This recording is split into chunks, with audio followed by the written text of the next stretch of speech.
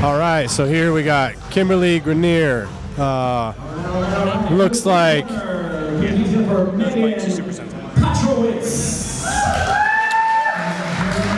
Kimberly, age 29. She's 5'1", 125 pounds.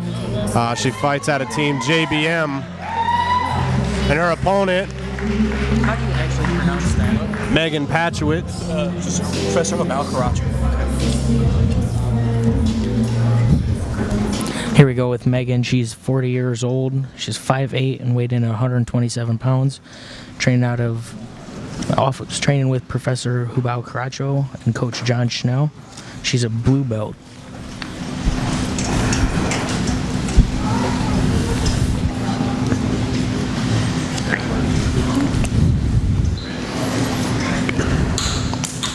All right, here we go. Let's see how the size difference plays out and what everybody's game is here. Yeah, it looks pretty, size difference is pretty substantial. Although the weight's only 2 pounds off, that length and length of Megan's arms and legs could definitely play a part.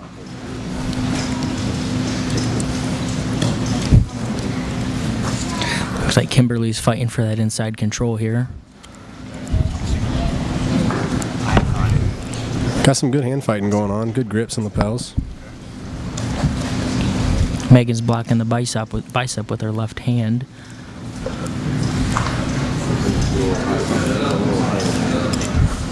So one of them's going to have to initiate here at some point, Josh. It's looking like Kimberly's being the more aggressive person, pushing forward. Looks like Megan's waiting for her opportunity to get a hold of a leg or possibly use a trip with that reach she has.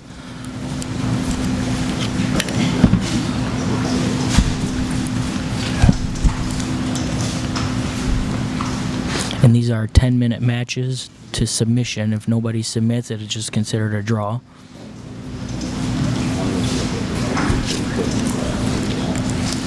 All right, she got that grip off. She needs to do something with it now. Being the smaller fighter, we could shoot for an inside single, fireman's carry, something like that. Megan's got control of that arm again, though. Oh, and a guard pull.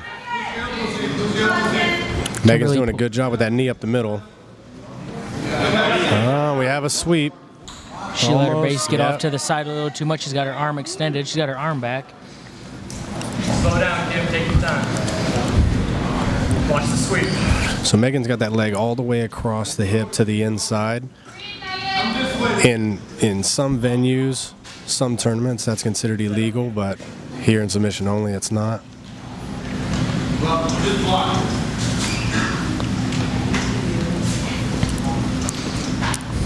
Looks like Kimberly's driving forward pretty hard to keep her weight on that knee. Settle your position, Kimmy. So far, a really good matchup, both ways. Both athletes are looking and thinking.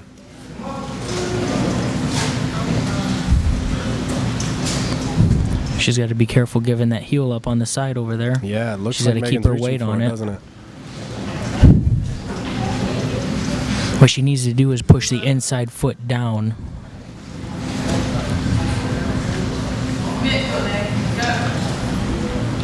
It's really difficult here from the top position because Megan's leg is all the way across to the far side hip. Kimberly's got to figure out how to nullify that leg. She looks like she's starting to try to slide the knee through. Pretty dangerous on the knee here, though, going sideways with it. Yeah, she really needs to be careful. She actually hurt herself here. She's looking for that control of that arm to try to block when her fight is on the leg. She should be fighting Megan's legs, especially with that length. There she goes with a high leg overstep.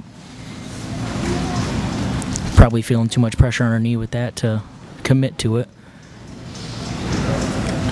She needs a hand fight, get that left hand free so she can do something with it. Megan switches her hips and gets the sweep.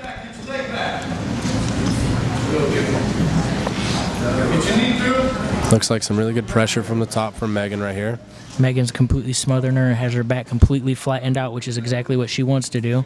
Looks like she's trying to isolate Kimberly's right arm, or left arm, I'm sorry.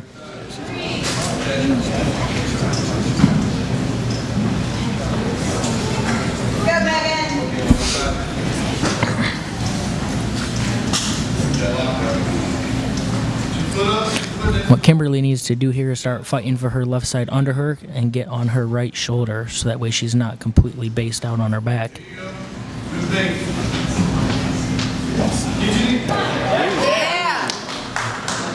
Another Good sweep. bridge from Kimberly, going from the bottom to the top there. That's a perfect time for the referee to stop to reset them in a safer area. Ref's going to make them fix their gis and belts here.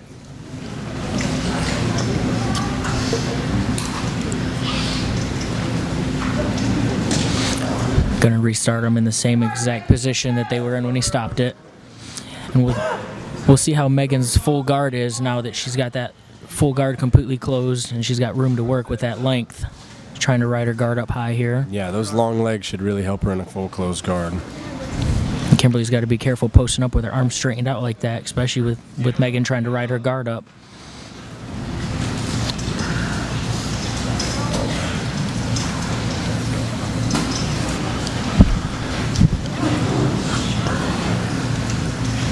Megan's utilizing straightening her legs to kind of squeeze the midsection of Kimberly in this closed guard. It's an interesting approach. Not many people approach the closed guard that way. It might be working a little bit here because you see Kimberly stepping back and taking a couple real deep breaths, so it might be constricting her just enough. Megan's cutting an angle for the armbar now. Yeah. Kimberly noticed it and got her head back inside really quick. Is Kimberly chewing gum? It looks like she might be. Looked like she's chewing gum. We're just over halfway through this match. We got about 4 minutes left. Let's see what the corners tell them and who really steps it up here to try to finish this fight. Kimberly's keeping her right elbow really deep now after that armbar attempt. Looks like she's trying to press and pull to kind of pass here. Somebody with a really long guard like that's going to be hard to just pass with just your arms. You're going to have to lengthen out your entire body to break that guard.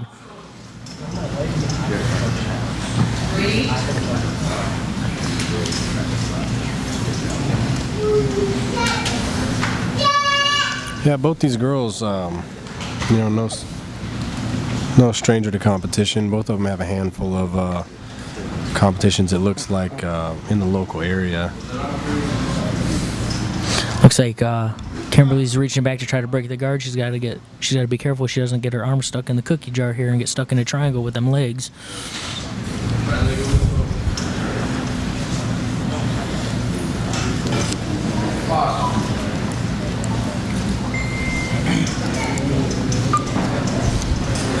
Yeah, both girls need to turn it up now, and let's start working a little bit. Looking at the stat sheets here, it looks like Megan has a lot of high-level medals in Naga. She's also competed here for Projitsu before as well, so she's no stranger to the 10-minute submission-only match. So she should know she's got to turn it on here. Kimberly's stat sheet isn't as long as Megan's, but the medals are a little bit higher. She's got a few more gold medals, so she's no stranger to turning it on and competing a lot as well. Kimberly's trying to work that posture here. There we go. Got that good posture. Megan's utilizing those legs and arms to try to break that. Looks like Megan keeps trying to attack that right arm of Kimberly. She'd be better suited to attack at something else to try to bait her to extend that right arm and then go for it. That might be her go-to move here, is the armbar on that side for her. Kimberly's leaning pretty hard to the right with that right knee up the middle. If I was Megan, I'd be inclined to try to sweep to that side and come to mount. Might have a little better success pulling off a submission from there. There, Kimberly switches that base.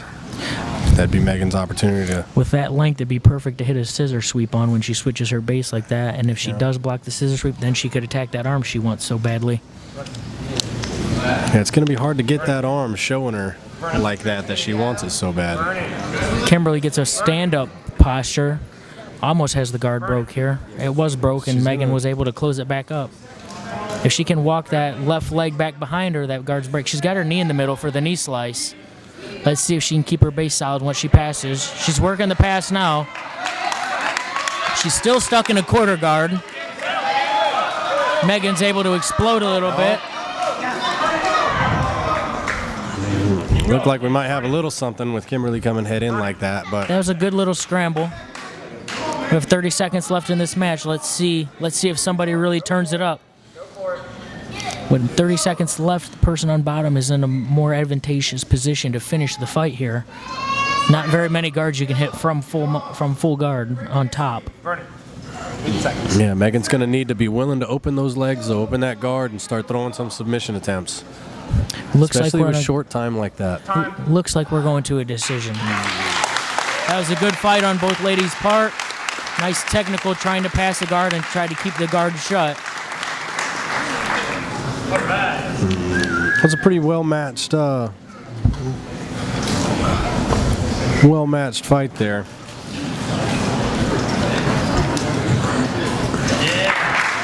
And it's ruled a draw.